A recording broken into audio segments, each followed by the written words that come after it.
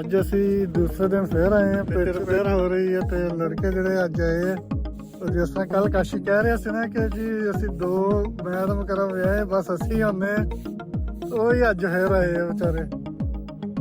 ਹੋਰ ਕੋਈ ਟੀਮ ਦਾ ਲੜਕਾ, ਇਹਨਾਂ ਦੀ ਟੀਮ ਦਾ ਲੜਕਾ ਵੀ ਨਹੀਂ ਆਇਆ ਤੇ ਨਾਲ ਇਹਨਾਂ ਦੇ ਜਿਹੜੇ ਪਾਰਟਨਰ ਆ ਦੂਸਰੀ ਟੀਮ ਵਾਲੇ ਉਹਨਾਂ ਦੇ ਵਿੱਚ ਕੋਈ ਲੜਕਾ ਨਹੀਂ ਅੱਜ ਇੱਥੇ ਆਇਆ। ਦੋਵੇਂ ਜਵਾਨ ਲੱਗੇ ਹੋਏ। ਦੱਸੋ ਜੀ ਮੁਕਰਮ ਸਾਹਿਬ ਕੀ ਜਦੋਂ ਮੈਂ ਸੌਦੀਆ ਚਲਾ ਜਾਏਗਾ ਫਿਰ ਤੁਸੀਂ ਕਿਵੇਂ ਆਗੀ ਕਰੋਗੇ ਇਕੱਲੇ? ਲਿਆਵਾਂਗਾ ਆਪਣਾ ਟਰੈਕਟਰ ਹੱਲਾ ਪਾ ਕੇ ਇਹਨੂੰ ਵਾਹ ਦਿਆਂਗਾ ਸਾਰੇ ਦਿਨ, ਸਾਰਾ ਦੇ ਹਫਤਾ ਘਰ ਬੰਦੇ ਅਸੀਂ ਵੀ ਰਾਤ ਦਾ ਸੋਇਆ ਕਰਾਂਗੇ ਤੇ ਬਿਹਤਰ ਇਹ ਜਿੰਨੀ ਦੇਰ ਤੂੰ ਹੈ ਅਸੀਂ ਉਨੀ ਦੇਰ ਕ੍ਰਿਕਟ ਖੇਡ ਲਈਏ। ਇਹਦਾ ਮਤਲਬ ਫਿਰ ਜਦੋਂ ਮੈਂ ਚਲਾ ਗਿਆ ਤੁਸੀਂ ਸੀ ਬਸ ਫਿਰ ਅਸੀਂ ਇੱਥੇ ਆ ਕੇ ਕੀ ਕਰਨਾ। ਚਲੋ ਵੀ ਹੁਣ ਅਸੀਂ ਕੀ ਕਹਿ ਸਕਦੇ ਆ। ਮੈਂ ਤਾਂ ਇਹ ਜੋ ਹੈਗਾ ਨਾਲ ਆਣਾ ਫਿਰ ਮੁਕਰਮ ਥਾਣੇ ਤੇ ਬਾਕੀ ਮੁੰਡੇ ਜਾਣਨ ਆਪਾਂ ਤਾਂ ਸੌਦੀਆ ਦੇ ਫੇਰ ਹੋ ਜਾਣਾ, ਫਿਰ ਆਣਾ 2-2.5 ਸਾਲਾਂ ਬਾਅਦ ਇਨਸ਼ਾਅੱਲਾ ਰਹੀ ਜ਼ਿੰਦਗੀ ਦੇ ਤੇ ਖੇਡ ਲਾਂਗੇ, ਵੇਖਣ ਆ ਜਾਾਂਗੇ, ਦੇਖਣ ਆ ਜਾ ਕਰਾਂਗੇ, ਪੁੱਛਣਾ ਕਰਾਂਗੇ ਖਲਾਣਾ ਇਹ ਖਲਾ ਲੋ। ਆਹ ਵੇਖੋ ਕੱਲਾ ਹੀ ਸ਼ੇਰ ਰੂਲਰ ਫਿਰਨ ਲੱਗਾ। ਕੱਲ ਅਸੀਂ 3 ਜਣੇ ਸੀ, 2 ਜਣੇ ਸੀਗੇ,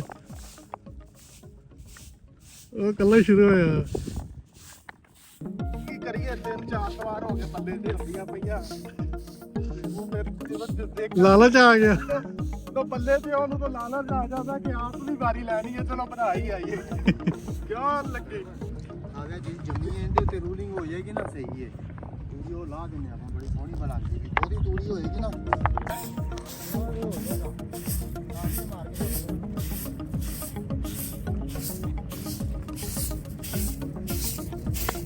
ਐਕਚੁਅਲੀ ਬਣਾਣਾ ਅਸੀਂ ਕਾ ਵਿਕਟ ਤੇ ਜਦੋਂ ਆਈਏ ਕਦੀ ਗਏ ਫੇਰੀ ਦੇ ਉੱਤੇ, ਕਦੀ ਆਂਡੇ ਪਾ ਕੇ ਫੇਰੀ ਦੇ ਇਹ ਬਾਹਰ ਹੀ ਆ ਬਸ ਕਾਰ ਹੱਥ ਨਹੀਂ ਹਿਲਾਈਦਾ।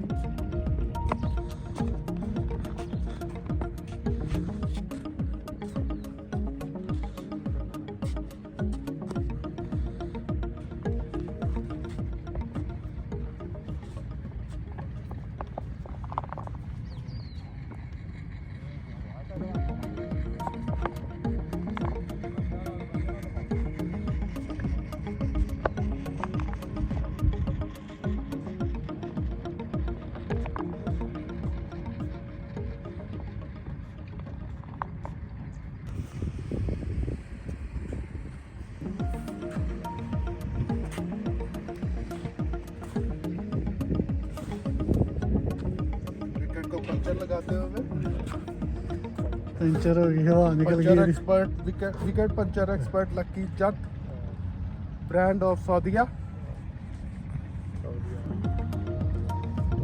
फिर आगे नहीं खेलनी